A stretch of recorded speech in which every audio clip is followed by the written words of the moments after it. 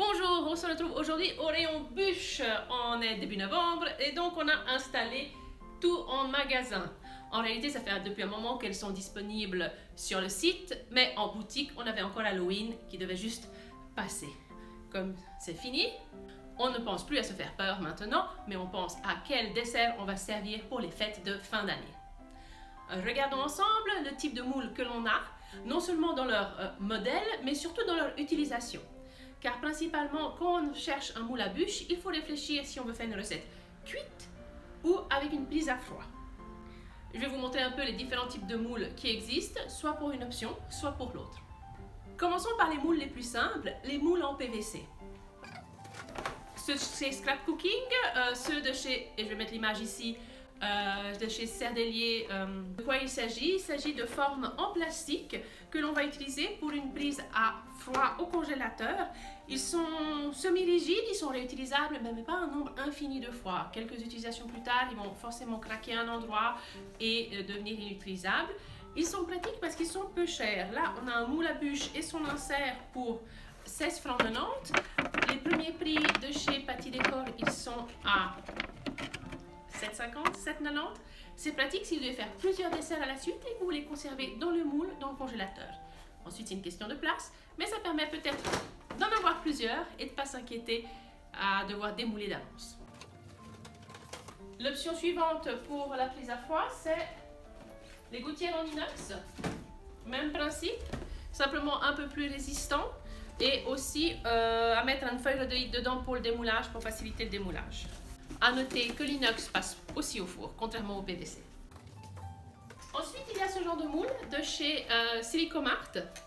Ce qui se passe, c'est que Silicomart fait beaucoup de choses en silicone, mais dans ce cas-là, le tapis et les petites bords sont bien en silicone pour faciliter le démoulage et remplacer ce qui serait un rhodoïde, et bonus, faire des designs un peu plus intéressants. Par contre, la forme elle-même, qui va donner la forme à la bûche, qui va se fermer, et qui a justement toujours ce petit rebord qui permet d'avoir une belle forme en relief, est lui en plastique et ne passe surtout pas au four. Donc ne vous trompez pas lorsque vous commandez votre moule. Donc celui-là existe avec les formes diamants et avec les flocons, en sachant aussi qu'il y a des tapis avec des motifs. Dans cette même série, avec des reliefs en silicone, par contre un cadre qui ne passe pas au four, on a aussi ces deux-là, qui ont des cadres en plastique qui permettent de tenir la forme en silicone qui s'ouvre en deux pour des détails vraiment super sympas. Ensuite, pour ce qui est cuisson, nous on conseille le silicone de chez Silicomart, fabriqué en Italie, qualité platinum, vraiment très bien. N'ayez pas peur, il n'y a pas de BPA dedans. Ils vont jusqu'à -60 si vous décidez de faire quelque chose en prise à froid et plus 230 si vous les passez au four. Les petits rebords pour le démoulage avec un petit relief. Et avec ça, vous pouvez faire cuire dedans ou faire la prise à froid au congélateur. Voilà, celui-là qui est très sympa. Et cette année, ça c'est le modèle de cette année si ma mémoire est bonne. Et ça, il me semble que c'était déjà là l'année passée. Ensuite, le plus grand classique de la bûche, ce serait quand même ça. Le kit comprend le moule de base et le tapis. On vend d'autres modèles de tapis. Et le moule de base passe au congélateur ou au four selon vos projets. Vous pouvez l'utiliser sans le tapis et c'est lisse, ou avec le tapis. C'est un relief bois, ou bien si vous avez choisi d'autres tapis dans la sélection, d'autres reliefs, il y a des petits cœurs, il y a des arabesques, il y a un effet panier par exemple. Une autre option, c'est la bûche roulade avec par exemple ce tapis en silicone qui a 1 cm de rebord et qui permet de facilement rouler sa bûche ensuite en la fourrant avec de la crème au beurre, de la chantilly, selon votre recette favorite.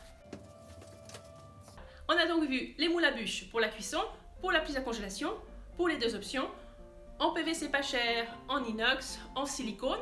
Maintenant, les autres choses auxquelles il faut penser maintenant que vous êtes en train de penser à votre bûche, c'est qu'est-ce que vous allez mettre dedans. Vous n'allez pas simplement faire une mousse. Si vous voulez faire un insert, on a des moules